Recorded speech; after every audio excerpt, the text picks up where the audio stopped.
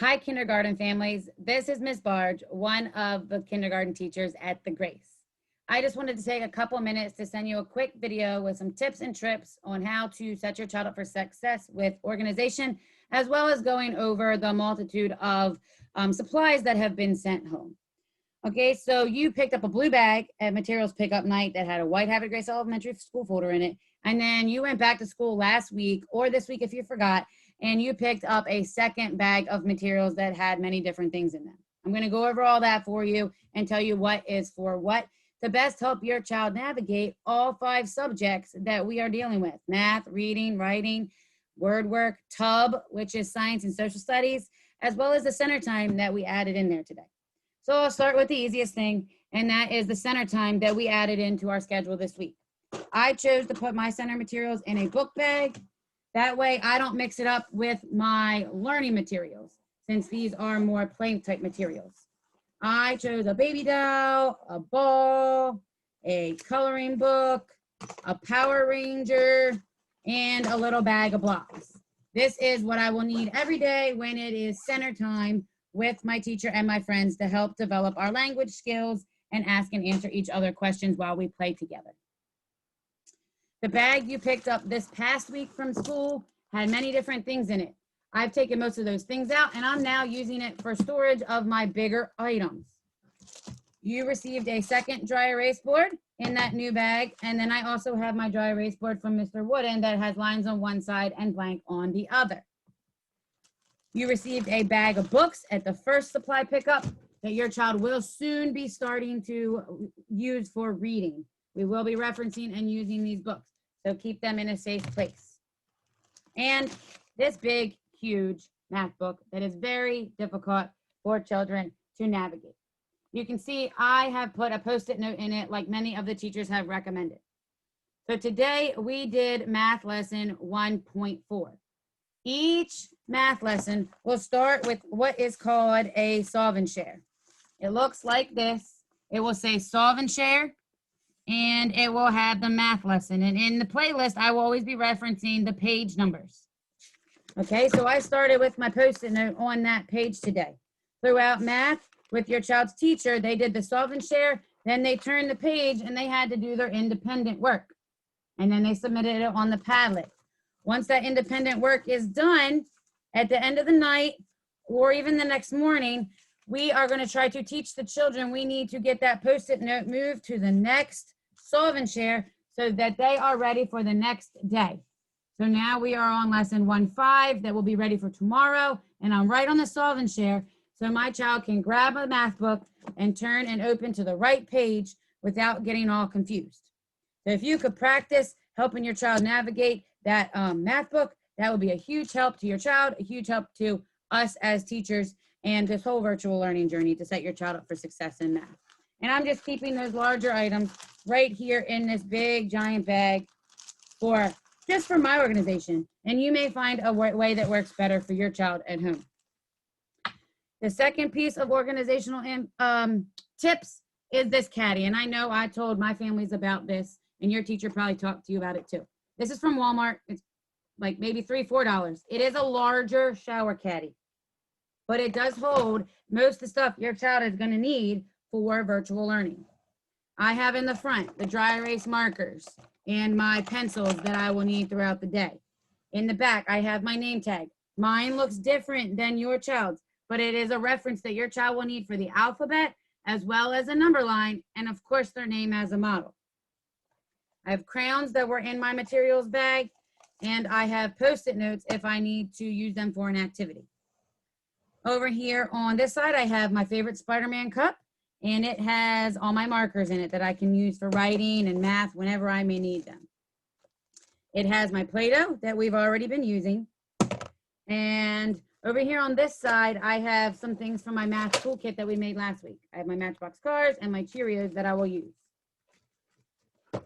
Now, these other items are some new things that you may not have seen yet that came in that big plastic bag you picked up last week.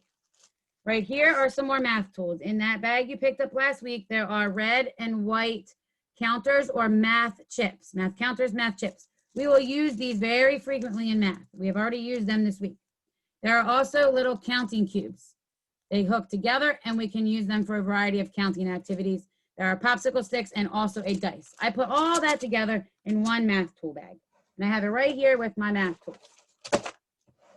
There was also in that new bag you picked up these wax sticks. They are called Wiki sticks.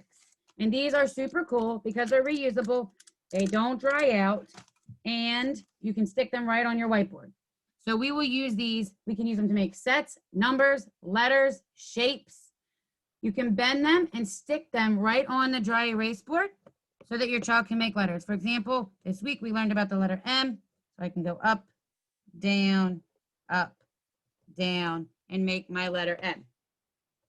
I can straighten it out and reuse it and stick it right back on there and right back in the baggie to keep it safe. We do want to work with the children on taking pride in all of our materials and responsibility for them so that we don't lose them and we have them when we need them. These foam letters that do need to be punched out by an adult and put in a bag, we have not used them yet, but that is one material that came in that new bag you picked up last week. And over to this side. This 5-frame was in your white Havre de Grace Elementary School folder that you picked up in the blue bag. This 5-frame we will use in math. We already used it this week and we will continue to use it. And I did put it in a page protector just to keep it nice and neat. It is something we will reuse. I have my love language map that your child will get to color as they earn each love language level certificate. And we celebrate that on Fridays. I just keep it right in there. I have my ABC book. This was used this week when we did the letter M. We will use this weekly. This is the letter M page we completed today, and we'll finish the bottom on Wednesday. That was in your white folder. And I also have a word wall that we're going to soon start to use. We've not done anything in this yet, but I do recommend keeping that on hand because we will be using that soon. This has the main materials I need. And then the big Ziploc bag has the larger things that I need. The last thing that I want to go over are 2 more things that were in your white folder. And that goes along with all the letters in the alphabet we're learning and our sight words. This week, we have officially started learning all of the first letter of the alphabet, which is the letter M. You can see it hanging right behind me. So in your white folder, you got all these alphabet cards. I ask that you please only cut out the ones that we have learned. So I cut out the letter M today as we learned it. And you can see I do have a display in the back. One way to display these things that we learned for your child that can be put away so it's not taking up space in your house is a trifold display board or any type of poster board. You can fold this up and put it away when your child doesn't need to practice their sight words and their letters. If you don't want to display them anywhere or you don't have an area, that's okay. Just store them in a bag so that you have them to practice with your child. The last piece is your sight words. This week, we are learning the sight word I and A. I've already cut them out. I do have them hanging on my display back here, or again, you could display them on that trifold board, or if you don't have a space, it's okay. You can just store them in a Ziploc bag. I do ask the same thing, that you please only cut out the words that as we teach them. Keep these cards in a safe place so your children don't get a hold of them, so that you can get them out and reference them as we teach them each week. I know I just gave you a lot of information, and that's a lot to process. I put it in a video so you can pause it, play it back, save it, look back at it when you forget what we're talking about. You guys are doing an amazing job. Every family, every student has been adjusting so well to virtual learning. From the kindergarten team at the Grace, we appreciate you. We appreciate all the patience and grace you're giving yourself, your child, and you're giving us. And we appreciate the partnership that we're working to build. I hope that this video has helped explain what some of these materials are, as well as give you some ideas of how to help your child organize them at home to create independence and responsibility. We'll see you later, families. Have a great night.